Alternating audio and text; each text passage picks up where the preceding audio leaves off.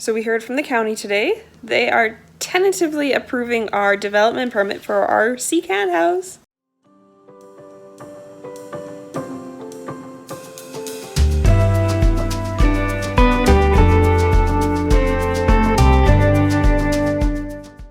Yay! It's so exciting. Of course, we'll still have to get our CSA approval and everything for them once we're a little bit further into the build. We also heard earlier this week that the new home warranty program has approved our home builder's application, which means that instead of it being several $1,000s for the new home warranty, it is $700, which is awesome. So now we're just waiting for the paperwork that says, yes, go ahead and build, and then we will source our CCANs and get started. Hopefully it'll be quick. 720 hours later. After talking with a couple of companies that modify shipping containers, we decided to hire CNG Containers in Nisku, Alberta. They were amazing to deal with and very knowledgeable. The team at CNG educated us on the CSA process and explained the differences in containers and what is required for certification. Their help was an integral part of this journey, and we are so happy to have found them. Their contact info will be in the description below if anyone would like to talk with their team. Once we finalized our design and picked out our containers, they were put into their manufacturing shop, and work really got started. This is the moment when reality hit us and our dream was starting to become real. The first step was to line the containers up and weld the ends together to make it into one unit. Once that was done, the middle walls were able to be cut out. This left about a 1/4 inch high rib down the center that needed to be ground flat. Once that was ground smooth, the welders move in and weld the bottom of the two containers together. The next step was to cut out the windows and doors for the pre-manufactured frames. So after a long day, we've got all the grinding done, ready for the welder to come on in. Most of the windows and doors cut out. There is one more door going at that end, but we have to decide exactly where we want to put it. Windows, not a lot of wall space, but we're gonna have lots of windows. And a very sweaty James. Say hi, James. So yeah, now we're ready for the welder, and hopefully he'll be able to get started on this tomorrow, and then we can start framing next week. So I'm getting ready to start grinding so that these can be welded together. All the paint has to be removed, and then it can be a nice clean weld.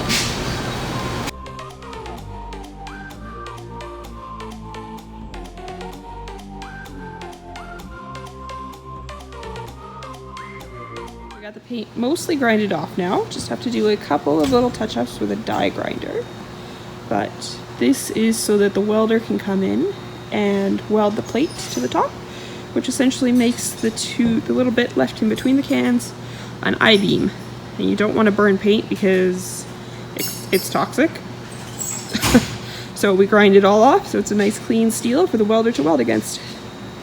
So now we have to do pretty much the same thing on the inside as what happened on the outside. All this paint has to come off so that it can be welded.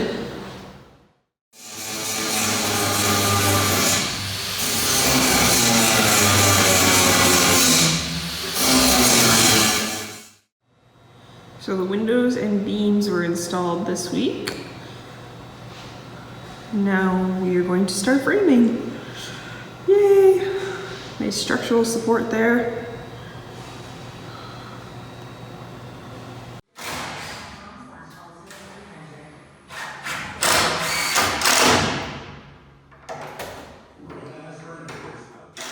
So after a busy weekend, we have the outside walls mostly framed and ceiling.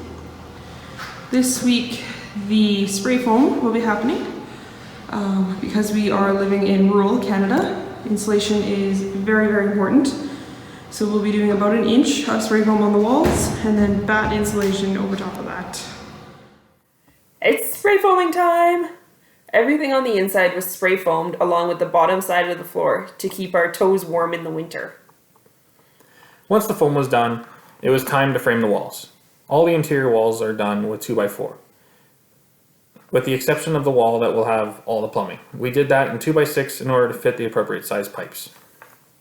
Once we finished framing the walls, the next step was to roughen the electrical. This was the easiest part for us, as it is what we do every day.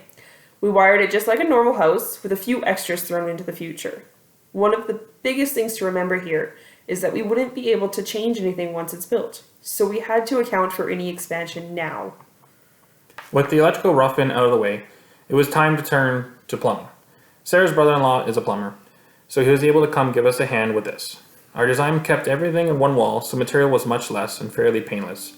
Except, now I owe him a favor, which I'm sure he's going to collect on the coldest day of winter.